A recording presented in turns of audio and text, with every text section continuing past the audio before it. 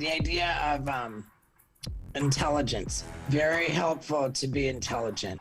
It's wise advice, but from someone who spent the majority of their career on a show called Jackass? When we approach life with passion, with enthusiasm, we are doing God's work. This, from a self-proclaimed professional idiot? Help me understand. It's very simple. I'm an attention whore. Okay. Well, that makes sense. But I promise you, today on The Pulse, comedian SteveO, he will surprise you. I gotta tell you, and I mean this the nicest way possible, you're not at all what I expected. Oh, well, thank you.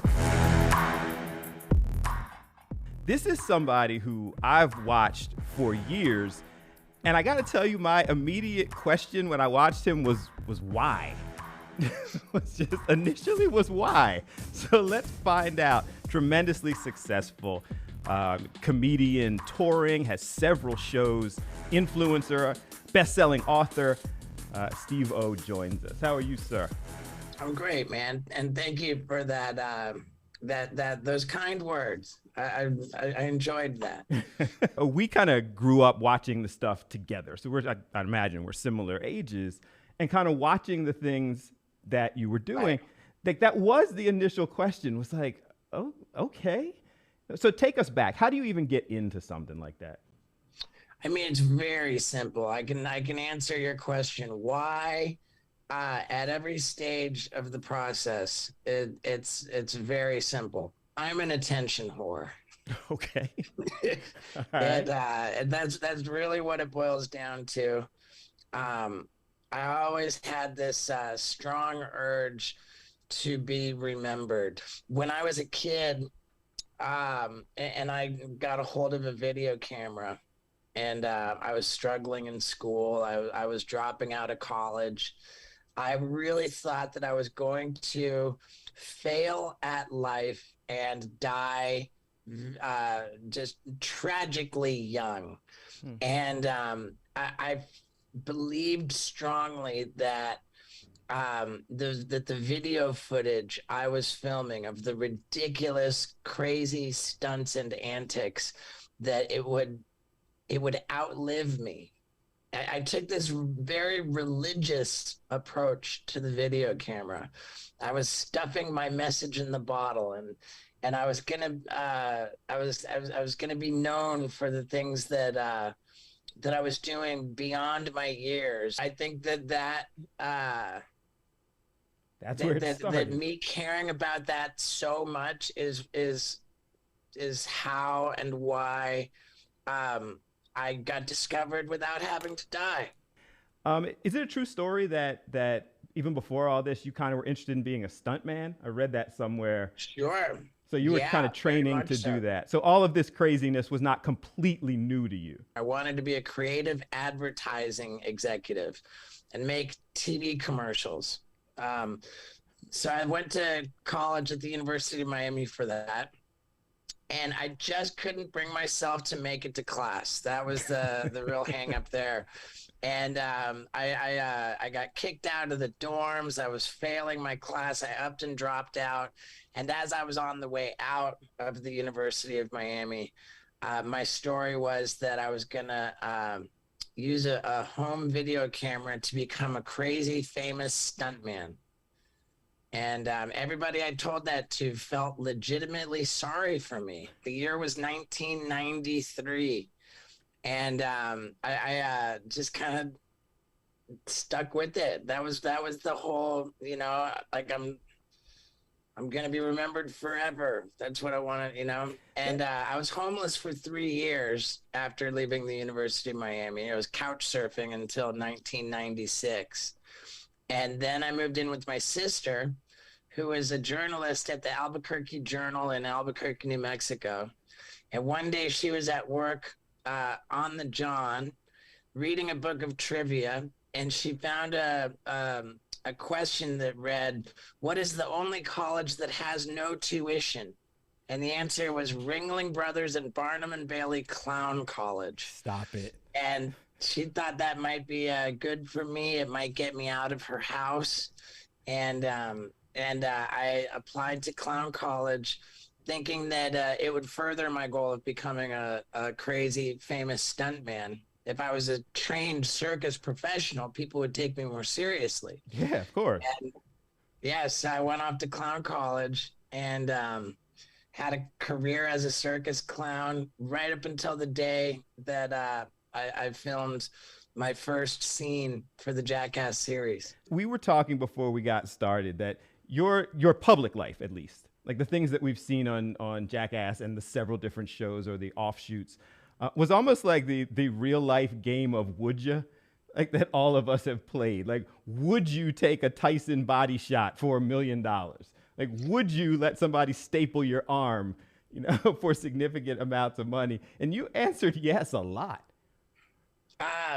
Yeah, I suppose. I broke my nose on Mike Tyson's fist one time. I talked him into holding his fist out. I said, Mike, it's great. It's called the black eye game. And you just hold your fist still with your elbow locked, and I run into it with my face and try to get a black eye.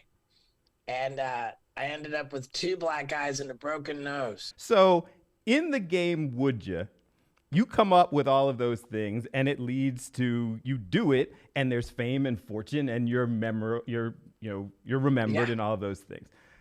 So how successful really was Jackass and the offshoots, and how quickly did this kind of, we're just going to recreate what entertainment looks like, how quickly did that translate to actual success? How many broken noses did you have to take before it was worth it?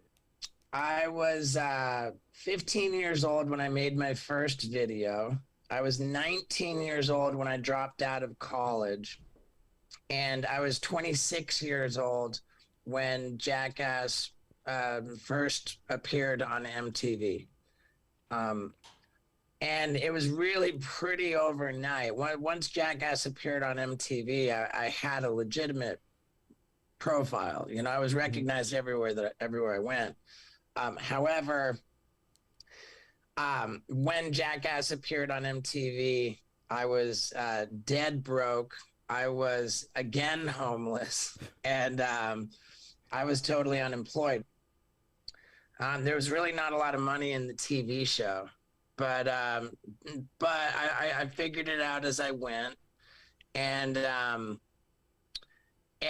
once we started making the movies, there was more substantial money involved in it, but the movies were few and far between. The first movie came out in 2002, and then there was no Jackass for 4 years until the second movie came out in 2006. And then there was no Jackass for another 4 years when the third movie came out in 2010. And then there was no Jackass for 10 years when the fourth movie came out in 2022, 12 years. So what I just took from that was you took a lot of black eyes and porta potties turned over on you and staples and all that kind of stuff, and didn't get the immediate huge paycheck. You had to persevere and keep going. You had to believe that this was going to lead to your goals, because you took a lot of pain without the immediate big check. I'll tell you straight up that my career in stand-up comedy has been way more lucrative for me than my career with Jackass. Coming up next, contrary to public opinion, SteveO says that his crazy career, it did not lead to his battles with addiction. It was going to happen. And it had nothing to do with the success of Jackass. Like, I could have been a 9-to-5 guy, an accountant.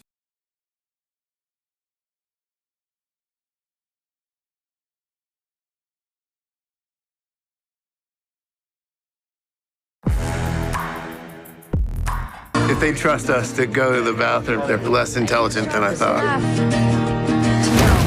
You talked about the most recent movie, kind of debuted as #1. That one was good again. They all did. Yeah. Every Jackass movie was #1.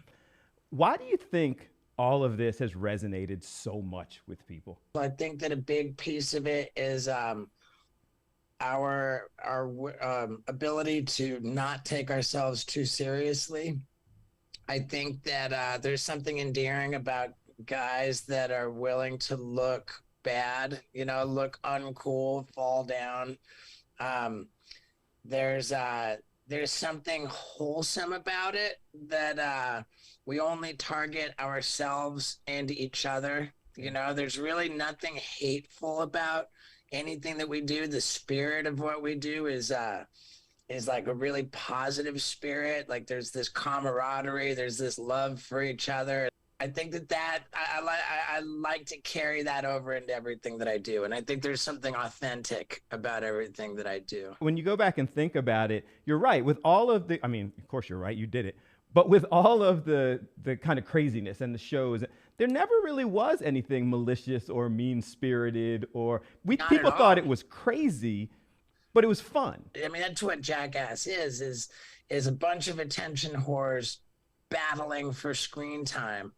And as reckless, as painful, as dangerous as a lot of the things we do are, we are all such we're more than willing participants. It's permissible to enjoy watching what we do because we want it all to happen so badly. We're so game for it. We're so we love it so much ourselves. You've been very public in your books and in your life about that. At some point, was it the success that was too much? Was it the partying that came with all of this that was too much? Because then you had your own battles with addiction. I mean, I come from such a long line of alcoholics and addicts that I really believe that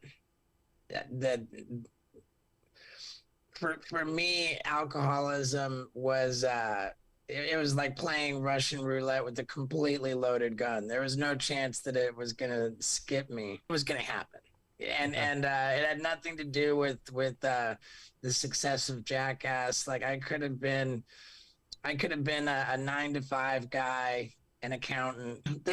There was an addiction to attention, I think, that played into it as well.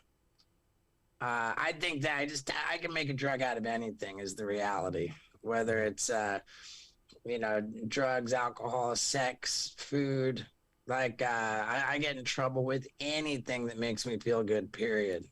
So with that being the case, 14 years now, you've been sober. Yeah. Knowing that's your personality and still kind of living I'm going to live and do crazy stuff and travel and, the environment hasn't changed. How have you changed?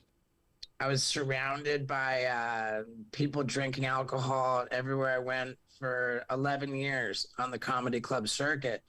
And it's really simple for the sober alcoholic. You ask yourself, do you have a legitimate reason for being there? And of course I did. You just want to make sure that you have a legitimate reason for being where you are and doing what you're doing, because everything that you do either protects your recovery or it jeopardizes your recovery. There's very few neutral activities. Next, he wrote a tell-all book. So did his partners in craziness feel betrayed? This time I sent the book to Knoxville and I was genuinely scared that he would be offended.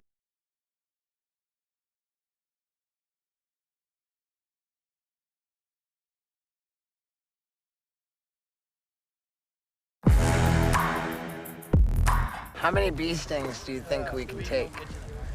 I think it takes about 100 to kill a man.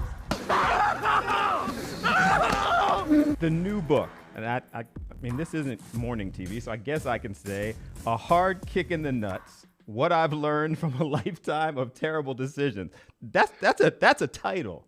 Yeah, it's kind of a long title. It reflects the wisdom gleaned from the 10 years since the first book came out. It's really wild, man. I admit some crazy stuff in that book.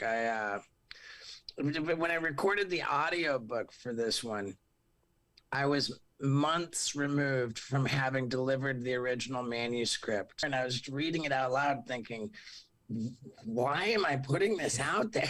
You know, like I remember as I did with my first book, I sent it to Johnny Knoxville, the original manuscript. And it's always been important to me to get the captain's blessing with things that I do on my own. I sent the book to Knoxville, and I was genuinely scared that he would be offended at how revealing it was, you know, like talking about you know, the times that where we really butted heads. Yeah, I thought he was going to say, "How dare you?" And he did not say that. He said that he said, "I never thought, 'How dare you?' There were many times I thought, 'Ooh, this doesn't sound good. Why is he saying this?' But he said, to your credit, every time I thought that, you know, the next line of the book acknowledged how bad it sounded." And he said there was a self-awareness to it all that that he admired, you know, that there was just so much evidence of growth and the work that I've done on myself. And yeah, it made me really happy when I hung up that phone call. For the rest of the day, it felt like I was floating around. The Bucket List tour kicking off in Philly, but going to, you know, to several different places. Yeah. Tell us what we're going to experience on the Bucket List tour. It's a bunch of ideas that I had in most cases for years, in some cases decades. Just absurd ideas that were just crazy to even say out loud. And they were never supposed to happen. None of it was ever actually supposed to happen. And I reached a point where I just thought, you know what? What if I actually went through with them? I tell the stories of the most ridiculous ideas that I ever came up with. And after each bit in the show, I screen the footage of the idea actually coming to fruition. Coming up, they're wise words, but from perhaps an unexpected source. Intelligence and talent are minor compared to enthusiasm. Enthusiasm is the engine that drives success.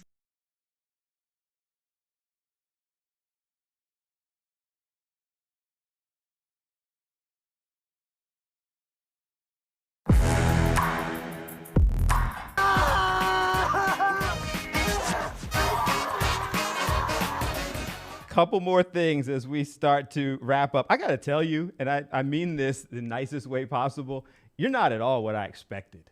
Oh, well, thank you. And but I guess I expected the guy who's, you know, stapling their groin to their leg. My dad said, the world is full of people who try really hard to appear smart and fall on the... And he said, my son, I think is actually a fairly high IQ individual who does a great job of looking stupid. With all the crazy, all the stunts, all the outreach, all the touring, you also are somebody who takes your philanthropy and making the world a better place pretty serious. Tell us a little bit about the philanthropy and why kind of getting involved in, you know, everything from animal rights to, you know, to other things you're involved with was important to you. I love animals, man. I love animals a lot. I certainly don't have any interest in having children. That's another item on the bucket list, was the vasectomy Olympics.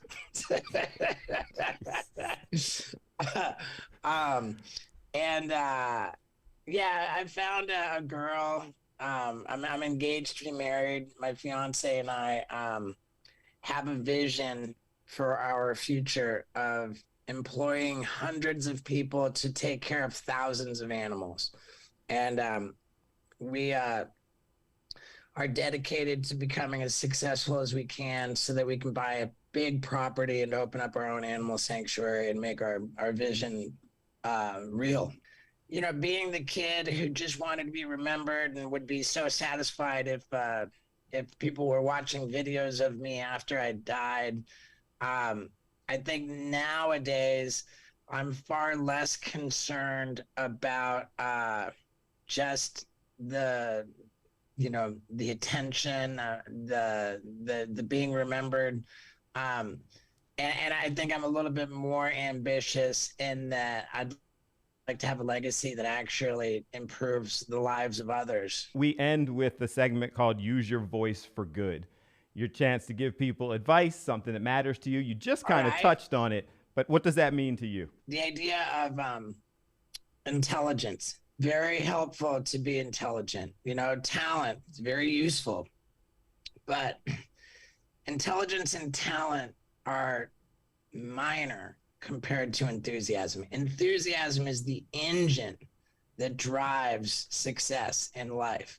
And when we take the word enthusiasm and break it down to its Greek or Latin roots, what we have is entheos, which means with God. So when we approach life with passion, with enthusiasm, we are doing God's work. And that's what I'm about. So thank you so much once again for watching The Pulse. That was not what I expected at all in meeting SteveO. With all of the craziness that I've seen, there actually is a method to the madness. He's a thoughtful individual who is doing things with the crazy. As I often say, I enjoyed it. I hope you did as well. And there's more. If you want more, you can go and download the podcast, all places where podcasts are available. Subscribe so you get the notification. And make sure you join us next time on The Pulse as comedian, television host, and most important, friend of the show, Kevin Eubanks, stops by to catch up. Again, thanks so much for watching, and I leave you as I always do by saying, whenever you can, use your voice for good and have a good one.